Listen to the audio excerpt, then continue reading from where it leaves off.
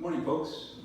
I want to apologize beforehand, and it is certainly in the middle of allergy season, at least for me. So if I sneeze or if I rub my nose, it's because even though I'm on taking medication, as a lot of us are, if you look outside, it's one of those days where it looks like it's snowing with all this stuff in the air.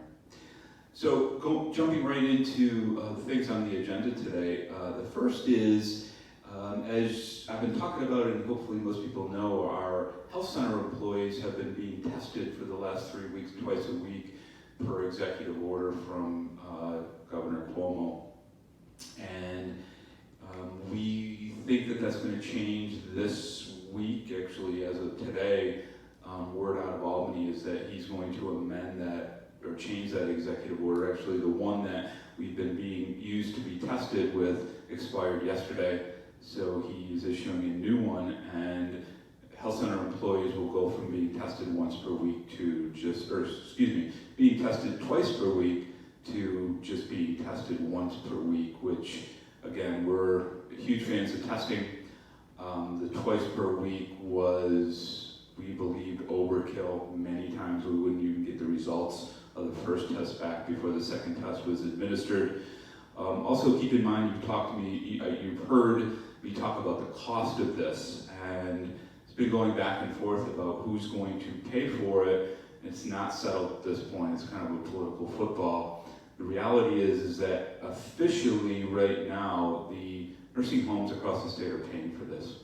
So as I documented several weeks ago, this testing procedure has cost Canterbury Woods to date over $75,000, and will continue to cost us $15,000 a week to test our 150-ish health center related employees.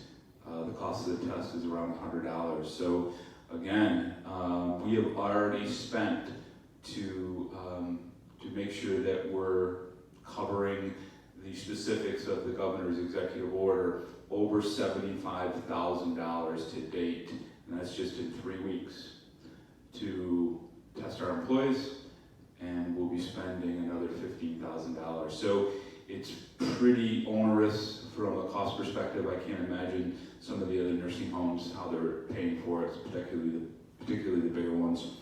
And hopefully we can get this worked out at the state level soon.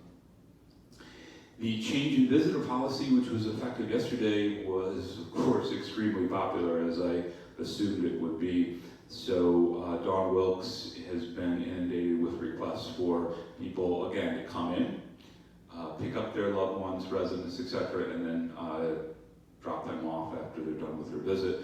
So that will continue. Want to reiterate, you have to call, you have to be on the list to get in through our security. You cannot come in the building. You cannot visit with your loved one resident here on campus. You have to take them off campus. And if you want to come and pick them up on the weekend, and this is very important, you have to call before the weekend starts. So today, tomorrow, and let us know to put you on that list so that you can make your plans. We do have a lot of family members, of course, who have residents and loved ones who are in the health center, and many of them haven't seen those loved ones in several months. So that, of course, is very popular now too, with those folks being able to at least come on campus and have what really are called window visits, where you can see and talk to your resident family member through a window, but still cannot. No visitors are allowed on our health center units, and that will continue for the foreseeable future. Of course, we'll be working with the Department of Health on that, but I can't see that changing anytime soon. I want to thank in particular the Canterbury Woods Williamsville residents for being patient with our landscaping. I talked about it a couple of weeks ago, but typically earlier in the spring we bring on a second contractor to help us with cleanup and getting us up where we can do a lot of just maintenance here. We weren't even able to do that this year because, quite simply, there weren't any out there. Everybody had furloughed and laid off and so on. So we are playing catch up here, and You know, I even gave Williamsville my firstborn son, Aiden, who is out there working on groundskeeping after I brought him back, or he came back with me from South Carolina. So we know there's some considerable work to do on this campus. We've identified some specific areas, and we're actually working to bring on an outside landscaping firm specifically to tend to some areas that we need to bring up to par, so to speak. Excuse me. I'm also thrilled to report, if you remember, I believe last week I told you, everyone, that there were several residents at Gate Circle who may have been exposed to a staff member who tested positive for COVID. So they were tested last week. They all come back negative, which of course we're thrilled. And this is, again, part of our protocol, and shows the contact tracing that we do. We take a very, I would say, aggressively conservative approach. So they were tested last week. They all came back negative. They were tested again tested again yesterday at an abundance of cautiousness. And there's a possibility that the staff member that actually tested positive was a false positive. So we're looking into that. This person has been retested. This person actually tested negative, or tested positive and then tested negative right after that. Because again, as I alluded to earlier, sometimes we have to do multiple testing in 1 week, and sometimes we don't get one result back until after the second test has been done. So it's kind of a glitch in the system. But we know that there's a lot of false positives out there throughout the US, and we think this may have been the case. But nonetheless, we're thrilled, and we're going to keep these protocols in place so that we can be very conservative with our testing, etc. If you, from a resident perspective, if you're going in and out the front doors, you will see both here in Williamsville and at Gate Circle a new system for staff members, visitors, vendors, companion aides, etc., to be signing in to Canterbury Woods. It's everything. We just went to a total electronic system. It's called AccuShield. And really what it does is allow us to better manage and better identify who's in the building, what date.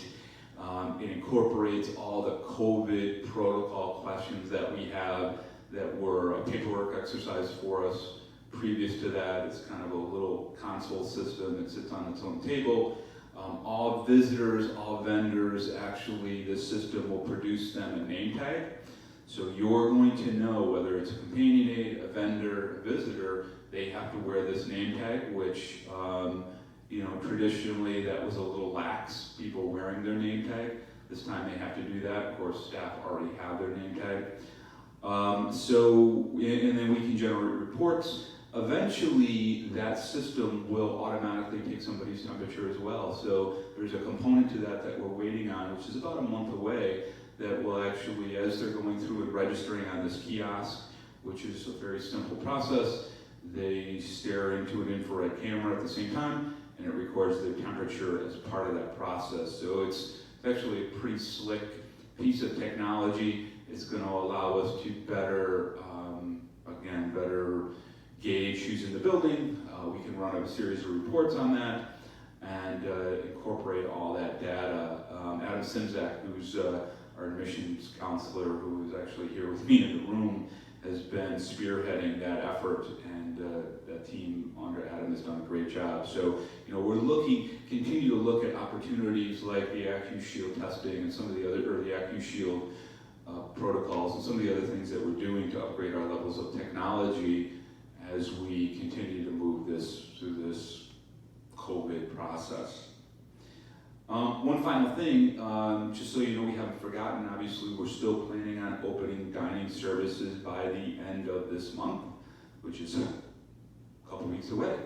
And I can tell you that I did the article in the Canterbury Tales, and so that's out there, and so those protocols are in writing now. But I can tell you we've tweaked some of it a little bit to the better, and added some exciting things, and I'm going to have an announcement on what that may look like, some of those very positive changes that as we continue to brainstorm about what the evolution of dining might be and so on, at least through the summer, which we want to be something special for our residents and obviously safe as well. So I'm going to have some announcements on that at Friday right here at Town Hall.